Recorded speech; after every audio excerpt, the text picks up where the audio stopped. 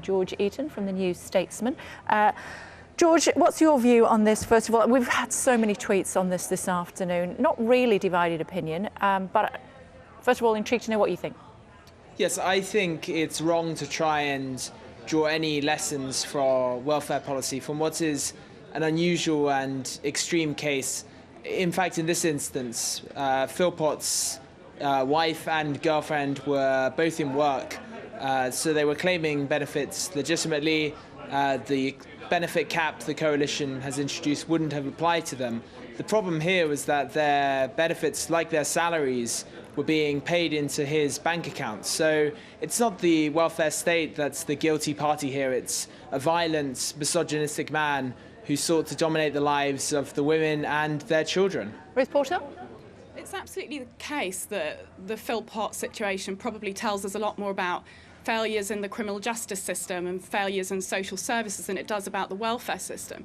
But you do have to say, if it is true that this family was getting the equivalent of more than £60,000 a year in benefits, there is a problem with our welfare system. And when you look at welfare spending in the UK, it has ballooned. The government's now spending more than a quarter of all of its money on welfare. Nearly half the families, non-retired households in the UK, get at least one major benefit, even after you take out child benefit from the state. And I think it's about time that we got some consensus that this increased welfarism has been both economically and socially destructive. George Eaton, I mean, George Osborne did say today taxpayers paying for the welfare state subsidising lifestyles like this. There needs to be a debate about it. Does he not have a point there? Well, the reason welfare spending has gone up recently is because of the spike in unemployment as a result of the recession. And the long-term cause of the increasing welfare is that of an ageing population.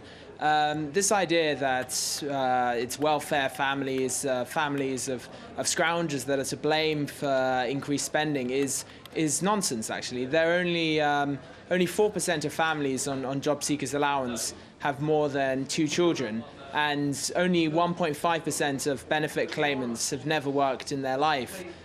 So if we want to address the real causes of the rising welfare budget, what we need to do is to get growth back into the economy and to get more people into work so that they can pay tax revenues and the state has to pay out less in benefits. Interesting facts and figures there. Ruth Porter, seems reasonable. Well, the main reason we've seen this huge growth in welfare is because more and more families have been pulled into the welfare net because they found that living costs have been squeezed. And for too long, we've had a poverty lobby, we've had poverty charities and poverty campaigners absolutely obsessed with pursuing a single policy, which is that you tackle poverty primarily through increasing taxpayer subsidies. And it's simply not true that that is the best path out of poverty. We need a strategy which focuses much more on getting people into decent jobs that pay well, on getting people into decent schools where they get a decent education, and also, crucially, looking at tackling rising living costs. How do we make food cheaper? How do we make housing cheaper? How do we make electricity and gas cheaper for Britain's families so that we don't need such a big welfare state? OK, let's have a quick look at the front page of the Daily Mail, should we? This is the one that has prompted an awful lot of debate. When you saw this, George Eaton, I think it was yesterday's paper, wasn't it? What did you think?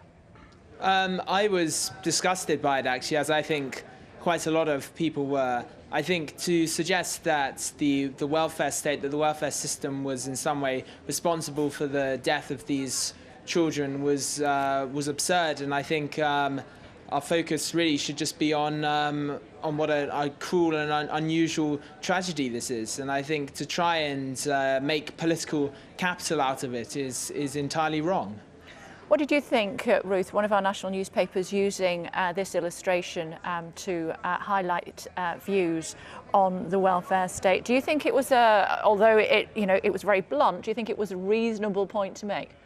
What worries me about this Philpott case and the way it's being used as a big kind of news hook for welfare reform is that this family is atypical. I mean, I think it is illustrative of one of the many things which is wrong with our welfare system, but it's not simply about that. And what I hope is that this doesn't lead to massive resentment amongst people who aren't receiving welfare, because there are some families who are incredibly vulnerable and genuinely do need help in terms of the welfare system. And I think this is one of the important things about reform, is that we need to have in our minds as a goal that we need to go back to a system which is a minimal safety net, so that for people who are genuinely vulnerable, there is help there. But it is genuinely about people who are the most vulnerable and really need it. It's not something which we see such a huge proportion of our population dependent on. Okay, final thoughts from you, George?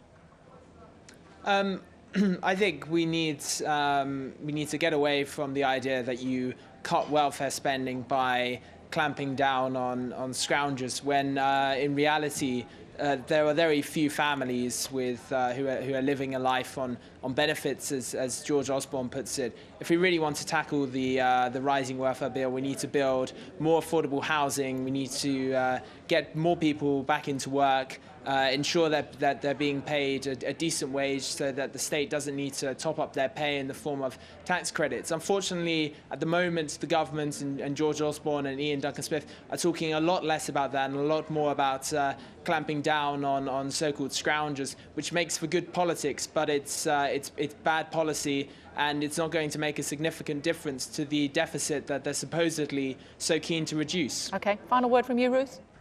Well, we need dramatic reform of our welfare system, and some of that has got to be about things like taking winter fuel allowance off millionaires, but some of that also needs to be about looking at a more comprehensive policy for how we tackle poverty, rather than just focusing on increasing government subsidies all the time. Okay, Ruth Porter, also George Eaton. Thank you both for joining us on Sky News this afternoon. Do let us know your views on that story as well. Of course, the Chancellor calling for a debate into whether taxpayers should subsidise the lifestyles of benefit claimants like the Philpotts. News at Sky.